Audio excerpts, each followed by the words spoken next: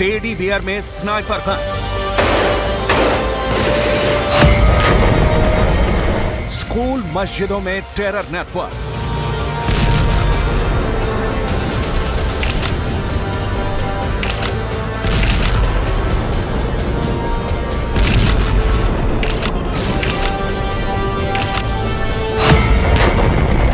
Hamas की खौफनाक साजिश।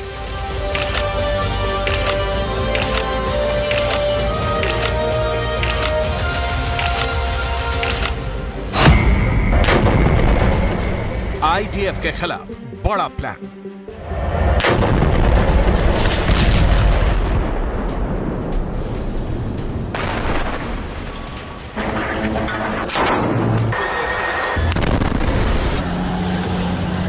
गाजा में हमास का रिएक्शन देख इजरायली सेना के होश उड़े हुए हैं।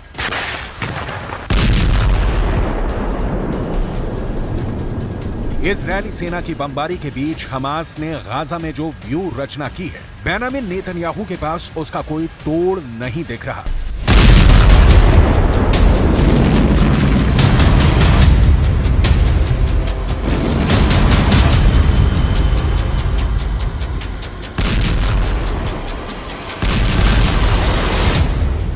इजरायली सेना जिस ओर मूव कर रही है, हमास ने उस रास्ते में बम फिट कर दिया है।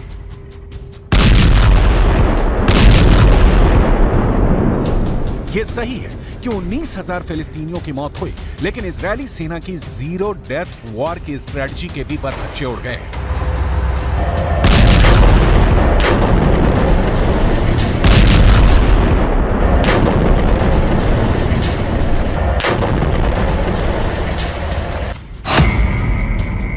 हमास के जबरदस्त प्रतिक्रिया की वजह से ही 27 अक्टूबर से, यानी जब से इजरायल ने गाजा में जमीनी हमले शुरू किए हैं, 121 इजरायली सैनिकों की मौत हो गई है।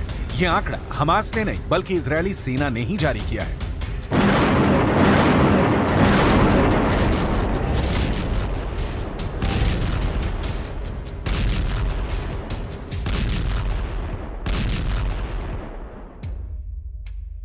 चालीस से 45 किलोमीटर लंबी और 6 से 10 किलोमीटर चौड़ी गाजा पट्टी में हमास ने ऐसी कौन सी तैयारी कर रखी है कि इजरायली सेना गाजा पर अब तक कब्जा पाने में असमर्थ रही है।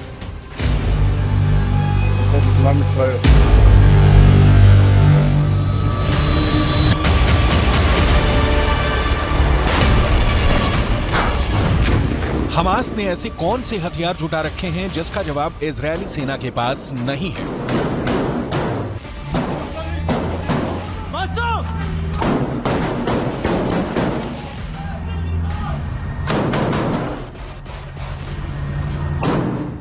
हमास के लड़ाकों ने पूरे गाजा में फैली सुरंगों की रचना कैसे कर रखी है कि इजरायल की सेना उनमें घुसने से पहले ही मात खा रही है। इन सारे सवालों का जवाब डिटेल में दिखाएंगे।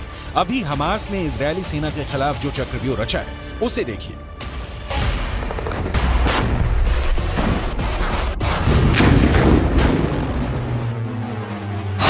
हमास नए नए तरीकों से आईडीएफ के जवानों पर हमले कर रहा है। हमास के आतंकियों ने गोलियों के अंदर बम भरकर उसमें रोने की आवाज निकालने वाले स्पीकर लगा दिए हैं।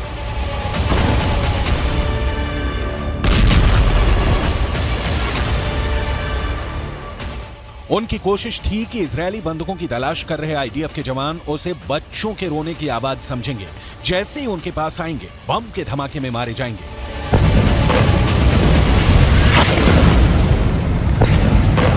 लेकिन हमास डाल डाल खेल रहा है तो इजरायल पात पात। इजरायल इंटेलिजेंस यूनिट ने इस साजिश का पता लगा के अपने जवानों को अलर्ट कर दिया, जिसके बाद डिस्पोजल स्क्वाड ने उन्हें निष्क्रिय कर दिया।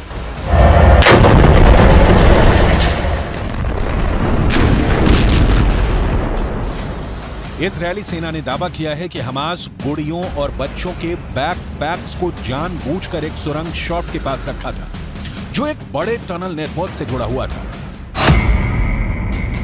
इजरायली सेना ने उस इलाके की तलाशी ली और घात लगाकर किए गए हमले के साथ साथ क्षेत्र में हमास की खुफिया जानकारी और टैंक रोधी ठिकानों का भी पर्दाफाश किया। आईडीएफ ने दावा किया था कि हमास के आतंकियों ने टेडी बियर के अंदर स्नाइपर राइफल और बम छिपाए हुए थे। इन टेडी बियर को लेकर आतंकी आम लोगों के बीच रहे थे। इसके अलावा गाजा के कई स्कूलों और मस्जिदों के नीचे टनल नेटवर्क भी मिला है। इसके जरिए आतंकवादी सुरक्षित आवाजाही करते। इतना ही नहीं, हमास ने इजरायली सेना की नजर से बचाने के लिए स्कूल में हथियारों का गोदाम बना रखा था।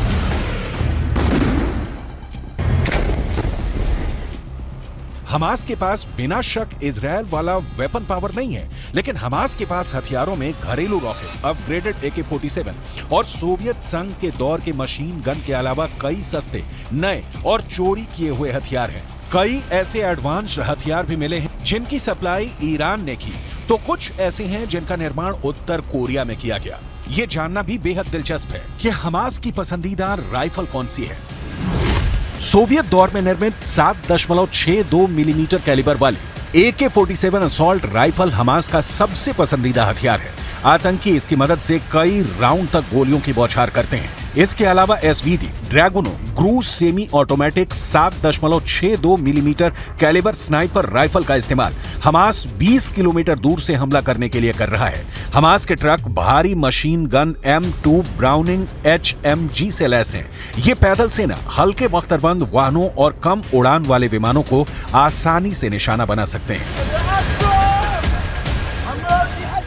ये समझना बहुत जरूरी है, हमास जैसे संगठनों के पास जो भी हथियार हैं वो या तो ईरान से आए हैं या हमास ने स्मगलिंग से उसे मंगाया है या सोवियत दौर के हैं। इन हथियारों से हमास इजरायल को नुकसान तो पहुंचा रहा है। 9 किलो वाला RPG-7 rocket propelled grenade launcher Hamas का फेवरेट है। ये काफी सस्ता और उपयोग में आसान है। सोवियत संघ का बना यह हथियार कंधे पर रहता है और एक ट्यूब से रॉकेट दागता है। यह रॉकेट आसानी से 200 से 700 मीटर की दूरी पर मौजूद टैंकों को आसानी से तबाह कर सकता है।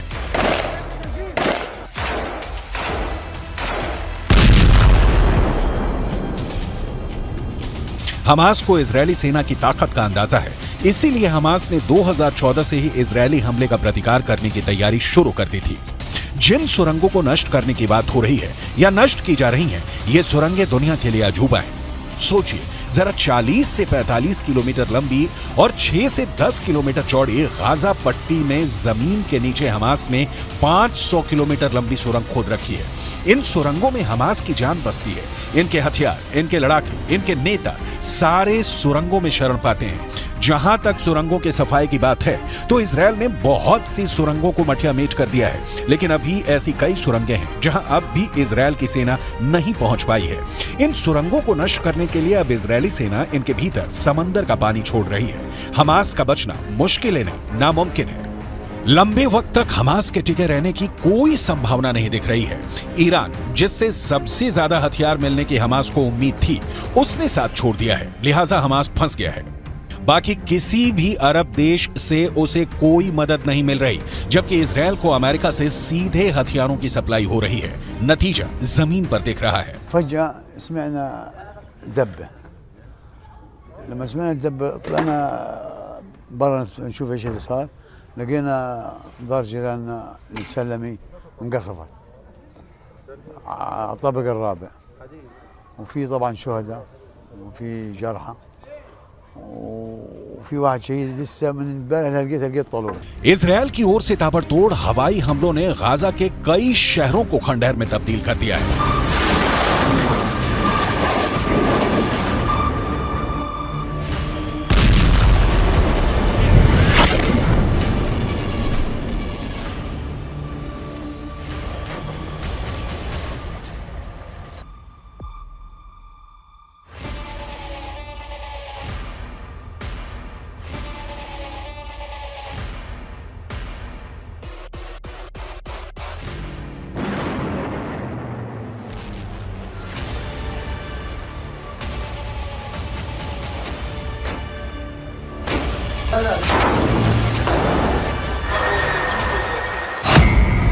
गाजा हमले में करीब 40 से ज्यादा लोगों की मौत हो गई है। सेंट्रल गाजा के एक शरणार्थी शिविर पर हुए हवाई हमलों में करीब 33 लोगों की जान चली गई है। इनमें 14 महिलाएं और 4 बच्चे शामिल थे। रफा शहर में हवाई हमलों में करीब 8 लोगों की मौत हो गई है।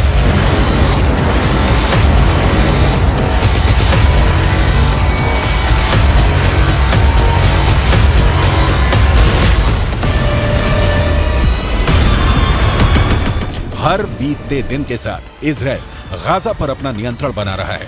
खान यूनुस में इस वक्त इजरायली सेना भीषण बमबारी कर रही है। खान यूनुस ने गाजा के कई बड़े शहरों पर इजरायली सेना ने हमले तेज कर दिए हैं। इजरायल के प्रधानमंत्री बेंजामिन नेतन्याहू को बहुत गौर से सुनिए, क्योंकि जिन्हें युद्ध विराम की उम्मीद दिख रही है उन्हें बहुत निराश होना पड़ेगा। बंधकों की मौत की हमास वाली धमकी का इजरायल के प्रधानमंत्री बेंजामिन नेतन्याहू के ऊपर कोई असर नहीं दिख रहा है। אנחנו נשיג את כל יעדינו, חיסול החמאס, שחרור כל חטופינו, והבטחה שעזה לא תהפוך מחדש למוקד טרור, הסתה נגד מדינת ישראל והתקפות נגד מדינת ישראל.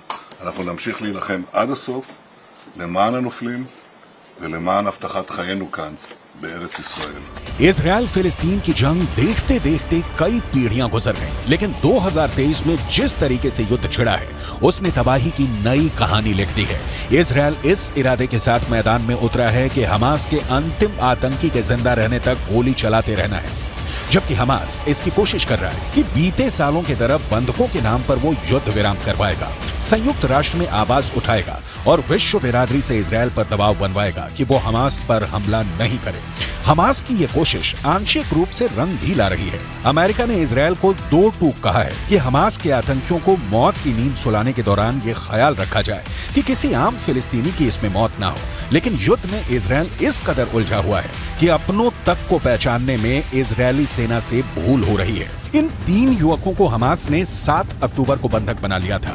इजरायली सेना ने गाजा पर हमला किया तो पहचान की संकट के कारण इन तीनों को गोली मार दी। हालांकि इजरायली सेना ने अपनी गलती कबूल कर ली है, लेकिन युद्ध में ऐसी गलती की संभावना लगातार बनी रहती है। सवाल फिर युद्ध कहां जाकर रुकेगा और 22 लाख फिलिस्तीनियों के भविष्य का क्या होगा?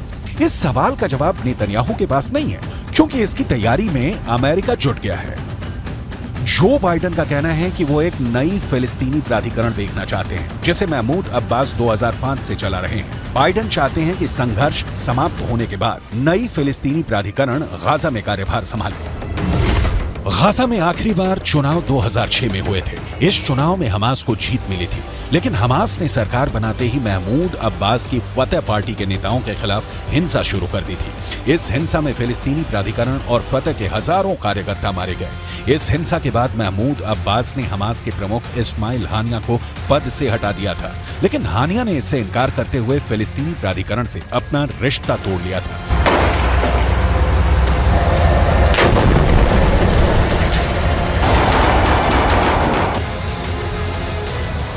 गाजा का क्या होगा? ये तभी तय होगा जब युद्ध समाप्त होगा या युद्ध विराम होगा, और ये दोनों सूरतें फिलहाल तो कम से कम नहीं दिख रही हैं। हाँ, एक बात जो अब तक युद्ध के दौरान देखी गई वो ये कि अरब वर्ल्ड का कोई भी देश हो हमास के साथ जमीन पर युद्ध लड़ने के लिए तैयार नहीं है, ना ही खुलकर मदद देने के लिए राजी है। यमन के हूथी विद्रोहियों के हमले या लेबनान के हिजबुल्लाह लड़ाकों के अटैक इजरायल को रोक पाने में समर्थ नहीं है, और इजरायल तभी युद्ध विराम करेगा जब हमास के अंतिम आतंकी को मारकर वो गाजा पर कब्जा कर ले।